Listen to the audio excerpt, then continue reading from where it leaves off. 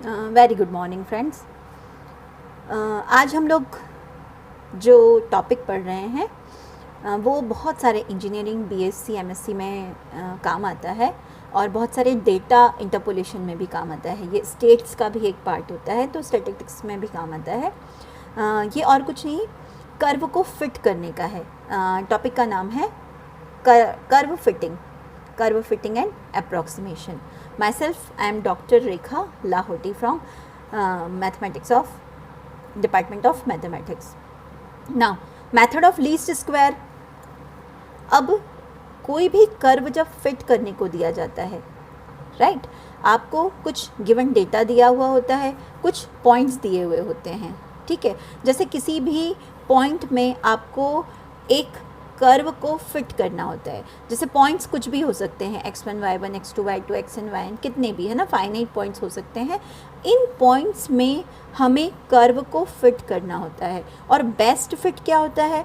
जब आप अलग अलग पॉइंट से अलग अलग कर्व ड्रॉ करते हैं, राइट, तो वो कर्व सबसे बेस्ट माना जाता है जिसका सबसे कम डिस्टेंस, जो एरर हो वो कम हो। मैं आपको एक ग्राफ के अकॉर्डिंग आपको बता दूंगी, ग्राफ भी प्लॉट करके बताती हूँ कि कैसे बात कर रहे हैं। तो बेस्ट फिट क्या होता है किसी भी कर्व का?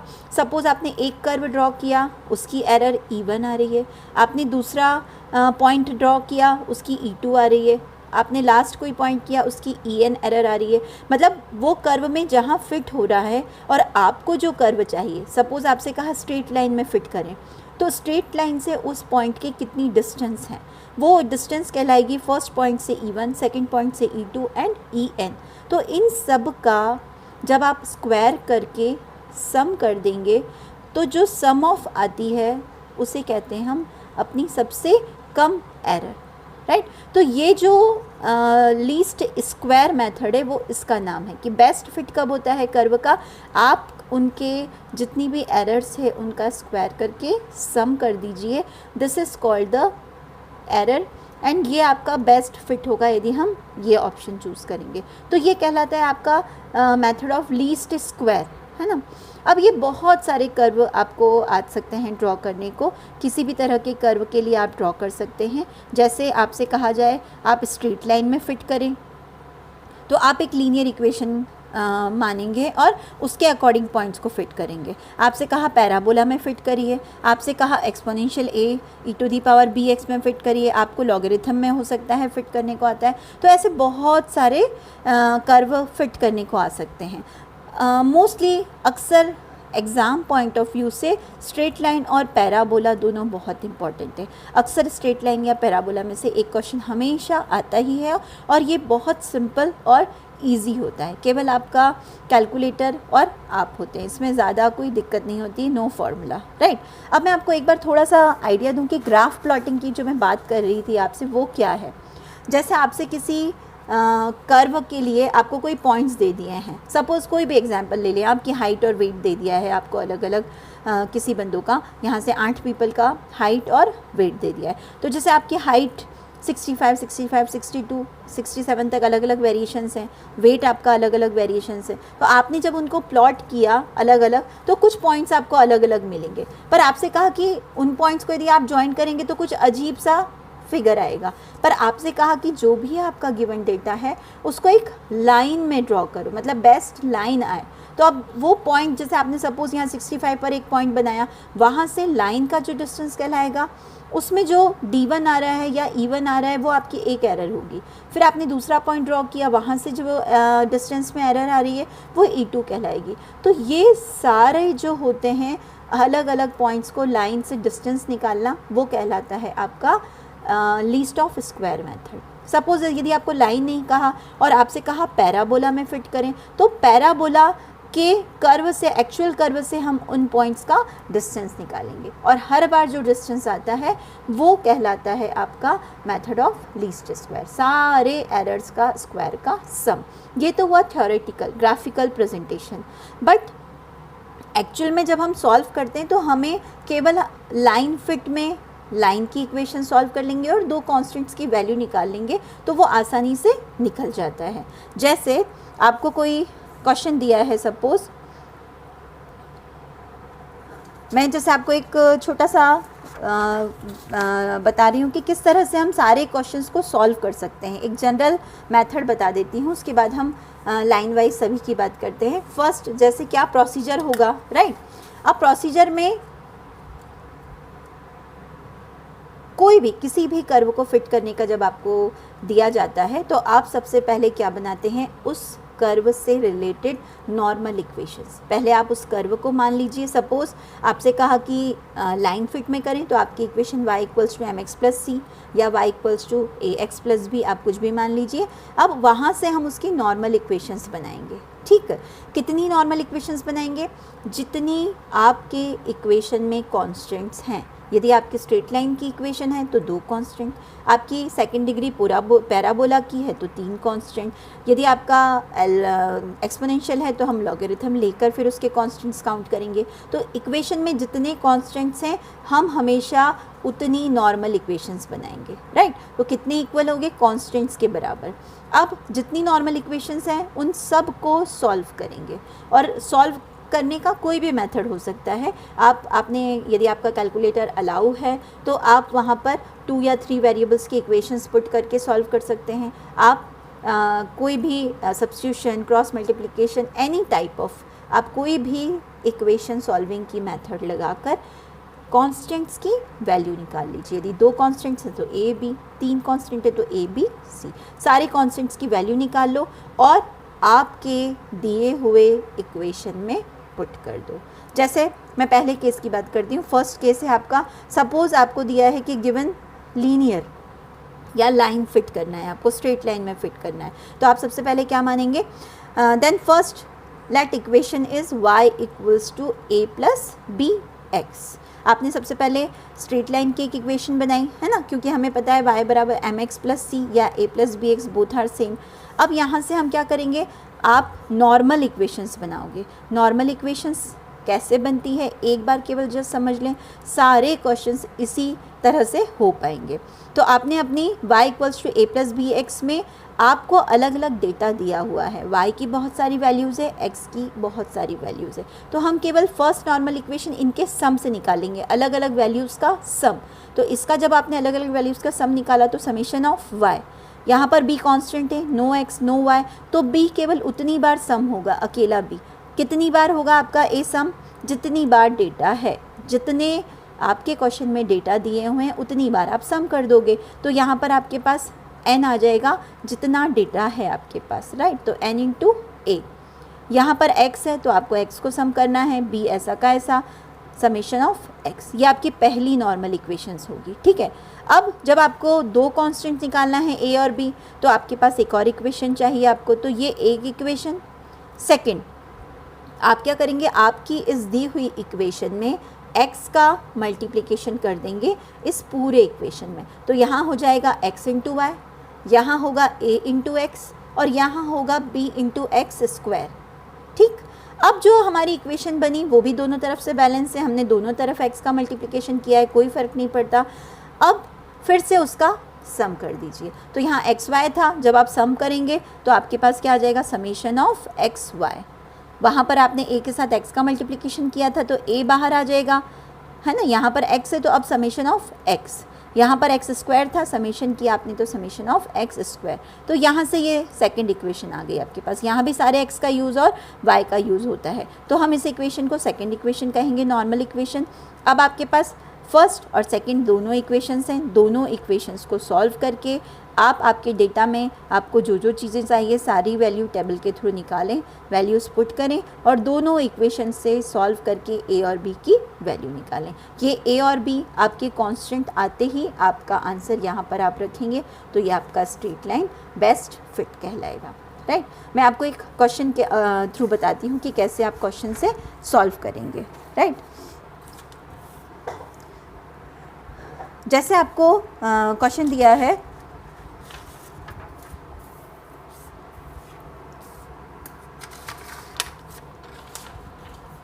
Fit in a straight line, right. आपको क्वेश्चन दिया हुआ है,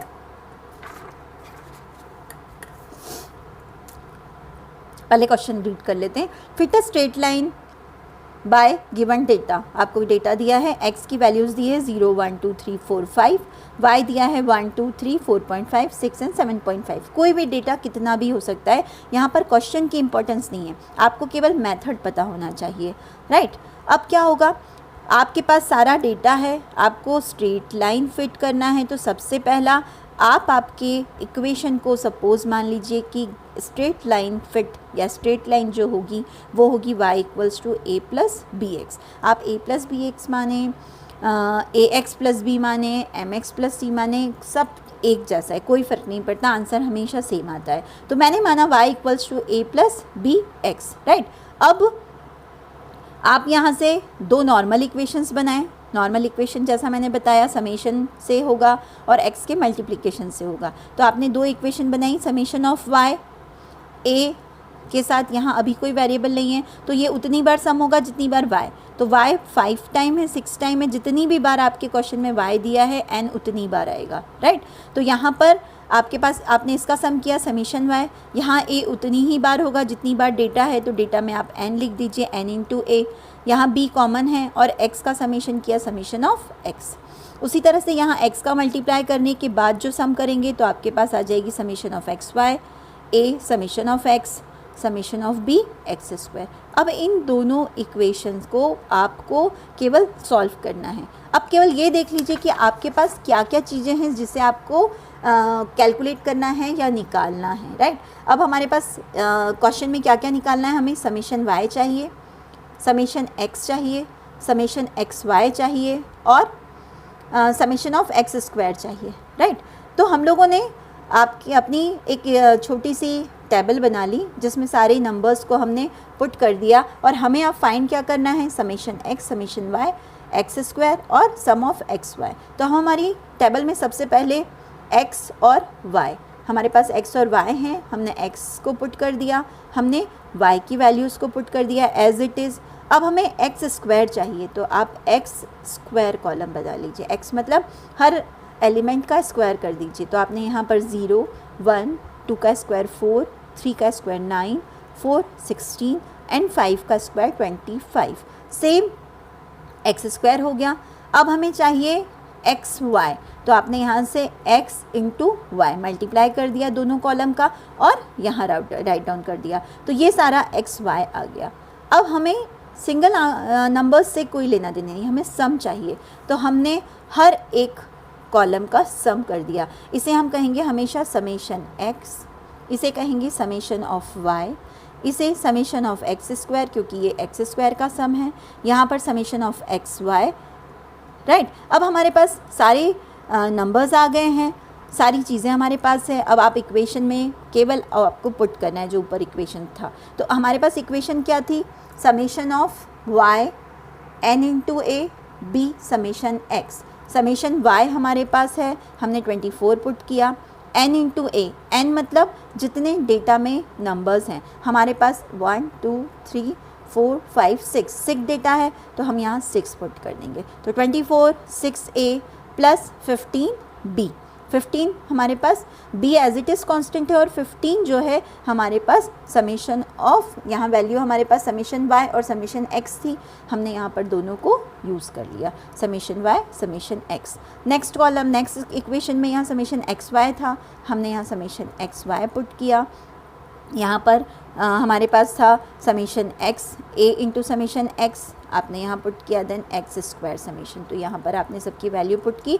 अब a और b में दो इक्वेशन है, आप जैसे चाहें वैसे दो वेरिएबल में चाहें आप कैलसी से यूज़ कर सकते हैं, आप इक्वेशन से सब्स्टिट्यूट कर सकते हैं। तो मैंने यहाँ पर सब्स्टिट्यूशन मेथड लगाया है और केवल दोनों को कैंसिल आउट करके a और b की वैल्यू निकाल दी है। तो यहाँ पर जब आप सॉल्व करोगे दोनों को और a की वैल्यू को निकाल कर b में पुट कर दीजिए और सॉल्व करने के बाद जो आंसर आएगा, मेरे पास a आया है 0.7142, b को आपने सॉल्व किया, आपके पास आया 1.3142। तो ये आंसर्स को केवल आपने जो इक्वेशन सबसे पहले मानी थी स्ट्रेट लाइन की y equals to a plus b x, यहाँ पर a और b की जगह पर आप पुट कर दें, ये आपका स्ट्रेट लाइन फिट कहलाता है। तो इसे हम कहते हैं स्ट्रेट लाइन फिट। बिल्कुल सिमिलर वे में आप इसको पैराबोला के लिए भी फिट कर सकते हैं। जैसे आपके पास क्वेश्चन है आपको दिया है case to fit in a parabola by given data. तो अब हम लोगों ने क्या किया, यहाँ पर आपका क्वेश्चन दिया हुआ है, डेटा दिया हुआ है, नंबर ऑफ डेटा कितना हुआ 1 2 3 4 5, एन इज़ 5। अब पैराबोला में फिट करना है तो हम सबसे पहले क्या मानेंगे, now let parabola of second degree curve is y equals to a plus b x plus c x square, square में होना चाहिए तो इस एक स्क्वायर देन एक कम और फिर कांस्टेंट। तो ये हमारे पास सेकेंड डिग्री का कर्व, हमेशा हमें यही मानना है। स्ट्रेट लाइन के लिए a plus b x, parabola के लिए a plus b x plus c x square. अब यहाँ पर कितने कॉन्स्टेंट्स है, a, b और c, 3 कॉन्स्टेंट्स हैं, तो हमें 3 नॉर्मल इक्वेशंस बनानी है। बस इतना ही हमें हर बार ध्यान रखना है कर्व फिटिंग के सारे क्वेश्चंस में। तो 3 कॉन्स्टेंट्स हैं, हमने 3 नॉर्मल इक्वेशंस बनाई, एक केवल इनका सम कर दिया तो ये इक्वेशन बन गई। फिर हमने इसमें x का मल्टीप्लाई किया दोनों तरफ, फिर सम किया तो ये इक्वेशन आ गई। अगेन थर्ड इक्वेशन के लिए हमने यहाँ पर फिर से x का मल्टीप्लाई किया, एक बार x का किया था तो एक्स वाई हो गया, अब इसमें एक्स स्क्वायर का मल्टीप्लाई कर दिया तो हमें यहाँ पर फिर से एक और इक्वेशन मिल गई, राइट। और कांस्टेंट चाहिएंगे तो हम एक्स क्यूब का करेंगे, यही प्रोसीजर होता है हमेशा। तो हमने यहाँ पर एक्स स्क्वायर का मल्टीप्लाई किया, फिर सम किया तो ये इक्वेशन आ गई। अब हमें क्या क्या चाहिए, हम हमारी टेबल बनाएंगे, उसमें हमें समेशन वाई चाहिए, समेशन एक्स चाहिए, summation x square, summation x cube, summation x raise to 4, summation of x y, summation of x square y. हमें ये 7 चीज़ें चाहिए, तो आप 7 कॉलम बना लीजिए आपके इसमें। x आपने यहाँ पर x की वैल्यू पुट कर दी 0 1 2 3 4। अब एक्स स्क्वायर चाहिए था तो मैंने यहीं पर इजी रहेगा इस वजह से जस्ट यहीं बना दिया x square, then x cube, फिर एक्स रेज़ टू 4। यहाँ पर आपके पास x, x square, x cube, x raise to 4 आ गए। अब हमें y भी चाहिए था, समेशन ऑफ y, आपने y लिख दिया। अब हमें चाहिए y इंटू एक्स, हमारे पास x इंटू वाई का एक कॉलम है। फिर हमारे पास एक्स स्क्वायर वाई चाहिए तो आपने एक्स स्क्वायर वाई कैलकुलेट किया। और लास्ट में हमें इन सब की वैल्यूज़ चाहिए थी तो हमने इनका सम किया, summation of x, summation of x square, summation of x cube, summation x raise to the 4, summation y, summation x y and summation x square y. अब सारी चीज़ें आपके पास है, आपको केवल इन तीनों इक्वेशन में आपकी अलग अलग वैल्यूज़ को रखना है और सॉल्व करना है।